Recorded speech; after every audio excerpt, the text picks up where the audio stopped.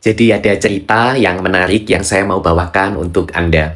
Kemarin hari Minggu, saya merenung cukup lama karena seorang teman baik saya, trader yang dia sudah trading jauh lebih lama dari saya, 20 tahun.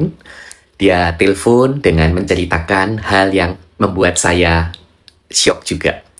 Jadi dia adalah seorang pemain EA atau robot trading yang sudah lama sekali. Dan dia di Indonesia sudah menggalang dana selama 4 tahun terakhir. Dan dana kelolaannya sampai 8 miliar. Kenapa bisa besar? Karena dia orangnya sangat baku, sangat disiplin. Dan saya belum pernah menemukan seorang user EA yang lebih baku dan konsisten daripada dia. Jadi dia memang mengincar hanya profit 4-6% tiap bulan.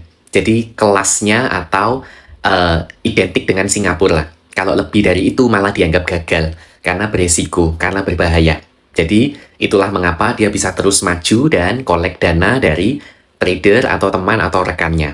Dan dia memberlakukan charge atau sharing profit 75/25 atau seperempat. Saya sendiri sebenarnya waktu diceritai merasa kaget. Jadi 8 miliar kalau bisa profit katakan 5% lah ya. Berarti profitnya 400 juta tiap bulan. Tapi kan masih ada profit sharing atau bagi hasil. Jadi dia mendapat seperempat atau 100 juta. Jadi tiap 2 bulan sekali dia punya uang untuk beli mobil baru. Dan saya mikir, wah enak sekali ya bisnis seperti ini. Tetapi market 3 bulan terakhir memang tidak sesuai harapan. Jadi marketnya buruk dan dia mengalami kerugian tidak besar. 2%, 4%, 5% persis seperti targetnya dia.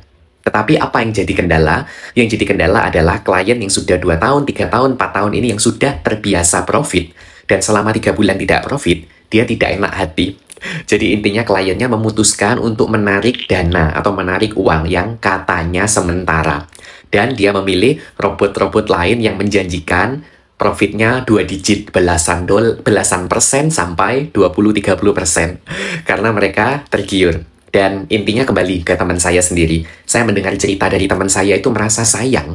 Karena reputasi yang baik dibangun akhirnya bisa kempes dalam seketika. Dan saya tanya berapa sisa uangnya. Dia bilang uangnya hanya sisa 1,2 miliar. Jadi memang berkurang berapa persen ya? 80%-an gitulah. Dan dia ngomong aku stop sajalah, aku berhenti sajalah, dilanjutkan juga percuma. Mendengar hal itu kan saya kaget. Hah? Percuma apa? Oh, itu besar loh, 1,2 M. Mengumpulkan 1,2 M, kepercayaan dari orang itu besar sekali loh. Aku ngomong 500 juta saja, kita pasti butuh waktu yang lama untuk kolek seperti itu. Dia tanya, Tom, emang kalau 500 juta, kamu bisa dapat apa? Saya bilang, 500 juta, kalau misalkan seperti kamu bisa dapat 5% lah ya tiap bulan. 500 juta, 10%-nya 50 juta. 5%-nya profitnya 25 juta. Oke, lalu bagian kita sebagai pengelola berapa? Bagian kita ya biasanya 80-20 apa 75-25, berarti 25 juta kalau dibagi 80-20 atau seperlimanya hanya 5 juta. Cuman setara UMR Jakarta. Dan dia bilang, iya, jadi ngapain dilanjutkan? Memang itu juga menjadi alasan saya mengapa selama ini saya tidak pernah mau mengelola dana orang.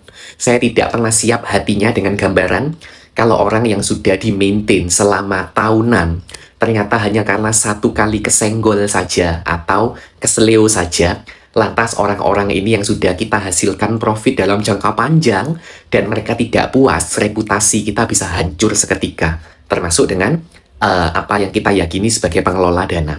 Jadi intinya gimana ya, orang jahat iya juga.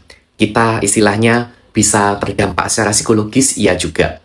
Saya nggak tahu harus komen apa. Teman-teman punya pengalaman yang sama? Atau ada orang yang sama nggak yang teman-teman tahu? Dan apa pendapat atau opini kalian? Aku pengen denger, dan thank you sudah mau mendengar. See you!